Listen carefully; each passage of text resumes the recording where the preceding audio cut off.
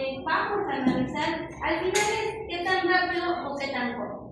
Entonces, quien ha interpretado esta ecuación, la ecuación de inicio nos dice cómo va a ser la actividad enzimática dependiendo de la velocidad. Entonces, por eso que un parámetro importante es la velocidad. ¿Cómo cambia un sustrato? Porque al final es esto, el sustrato se tiene que convertir en un producto y cómo cambia su velocidad, o sea, cómo va en el transcurrir de la reacción. Por eso que ustedes ven estos dos parámetros. Porque ustedes dicen, doctora, pero ahí no hay enzima. Ahí no hay ningún momento donde se hable de enzima. Pero se supone que cuando se forma el complejo enzima-sustrato y después enzima-producto, lo que estamos viendo es la velocidad de la reacción. Por eso que el parámetro que tocamos es velocidad. Ahora, dentro de esto de aquí se da cuenta, a mayor concentración, más velocidad vas a tener, ¿cierto? Primera cosa que sabemos. Y eso también dice, a más concentración, más rápido, ¿verdad? Pero cuando ya sabemos que hay una cierta o una determinada cantidad de enzima, porque esta curva es por encima, quiero que me entiendan, ¿sí? Entonces, cuando hay una determinada cantidad, la velocidad se mantiene constante porque se saturan todas las enzimas. Ahora, dentro de esto nosotros, o dentro de estudiar cómo trabaja una enzima, nosotros dentro de un parámetro que podemos tener es la velocidad inicial. Siempre tratamos de buscar cuánto es la velocidad inicial de esta enzima para convertir a este sustrato en producto. Y para esto usamos esta fórmula. Velocidad inicial es igual a la velocidad máxima por la concentración de sustrato entre la concentración de sustrato más la Km. Pero aquí viene, ¿qué es Km? Nosotros sabemos que una enzima trabaja a una cantidad constante de sustrato. Entonces, todas las enzimas necesitan, pero miren, el Km es la cantidad de sustrato que se necesita para alcanzar la mitad de la velocidad máxima. ¿Por qué? Porque nosotros también sabemos que una enzima tiene una capacidad máxima. Esa es la velocidad máxima. ¿Cuándo se da la velocidad máxima? Cuando tenemos la mayor velocidad y se saturan todas las enzimas. Entonces, la velocidad máxima es tener mayor eficacia, perfecto. Pero también te está diciendo están saturadas. Ya no hay enzimas disponibles. Por eso que no sigue aumentando. Entonces, el Km es la cantidad de sustrato que se necesita para alcanzar la velocidad máxima mitad o medio. Y eso sería por la mitad de la velocidad máxima. Eso es lo que nosotros necesitamos entender aquí. Y claramente, si un Km es mucho más alto o mucho más grande, la mayor concentración, ¿qué significa? Que no tienes mucha afinidad, ¿verdad? Mientras que tienes un Km más pequeño, mayor afinidad vas a tener, o sea, mucho más rápido vas a trabajar. Y era lo que yo les explicaba. Ustedes tienen que entender que toda enzima sabe quién es su sustrato. Pero ¿cómo lo sabe? Porque en el sitio catalítico está lo que hemos justo preguntado en el examen, estas partículas libres en forma tridimensional de residuo de aminoácidos, que es donde yo voy a encajar. Entonces, la afinidad y la selectividad o especificidad son dos parámetros importantes. Uno, me permite discriminar, él es mi delegado, ella es mi delegada, entonces discrimino. Ahora, pero siguiente, para comunicarme, hablo de forma enlace. Entonces son dos cosas que se va a generar y eso también lo refleja en la Kmax. Si la Kmax es más elevada, significa que tienes poca afinidad, que era lo que decía en la siguiente diapositiva. Esta de aquí, que la Kmax es inversamente proporcional a la actividad, claro. Y cuando la Kmax es grande, baja actividad, menor afinidad. Cuando la Kmax es pequeña, tienes mayor afinidad, mayor actividad. Por eso dice que es inversamente proporcional. Y miren, en este gráfico teníamos distintas concentraciones de enzimas. El sustrato está casi igual. Lo que estamos hablando es de enzima. Y mira, la Km es constante. ¿Qué puede decir? Que primero, puede verse que la mitad de la velocidad máxima se alcanza con una determinada concentración de sustrato, cuyo valor es la Kmax, ya lo dijimos. El Km no cambia para distintas concentraciones de enzima, lo que evidencia que una elevada aceleración del proceso.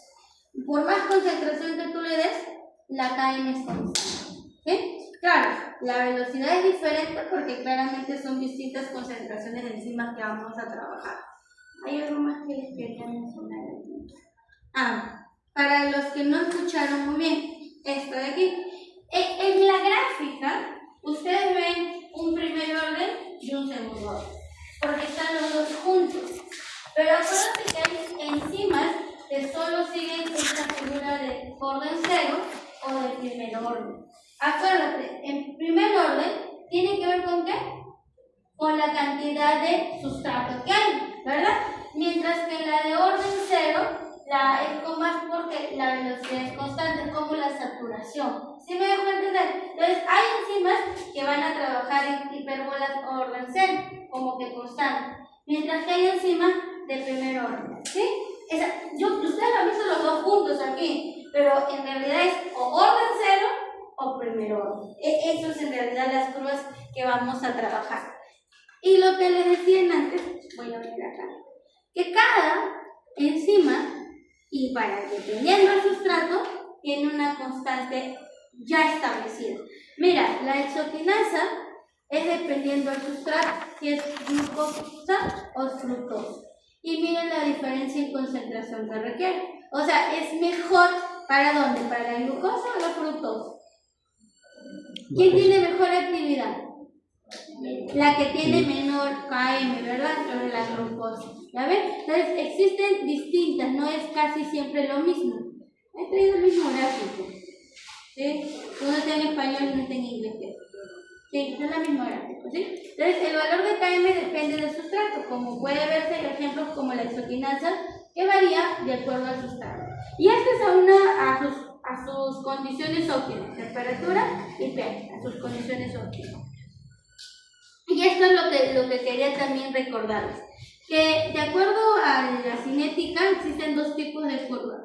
Ya hemos dicho, y curvas hipérbolas, cuando normalmente siguen la cinética, es de concentración, actividad. Normalmente es así, las que son estas de aquí, ¿no? Mientras que sigmoideas, que normalmente ¿dónde están?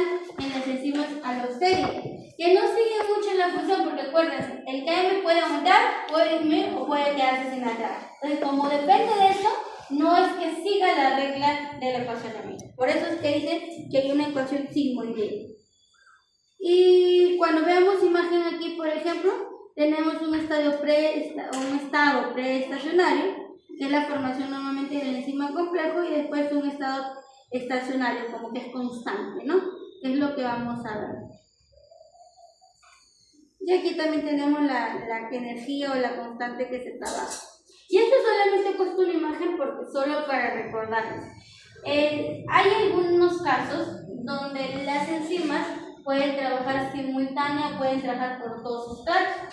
Y cuando tenemos una enzima que tiene capacidad de reconocer a dos sustratos, tenemos dos tipos. De manera simultánea, por la formación de complejos, o el mecanismo de ping-pong, le decimos, ¿sí? En el caso de complejos ternarios o de manera simultánea, tenemos de dos maneras, de forma ordenada o de forma aleatoria. Esta enzima que puede formar tanto el complejo enzima-sustrato como el primero, o complejo enzima-sustrato como el segundo.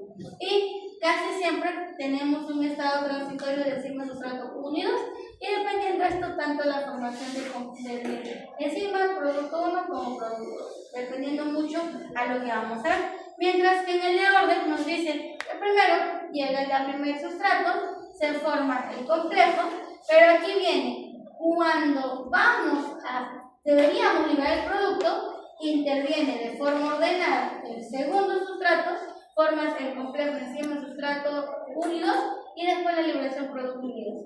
En esta de aquí te das cuenta que hay complejos intermediarios de ambos sustratos, pero en el que dice ping-pong no es así. En el que dice ping-pong vamos a tener la formación del producto de manera, vamos a decir, secuencial.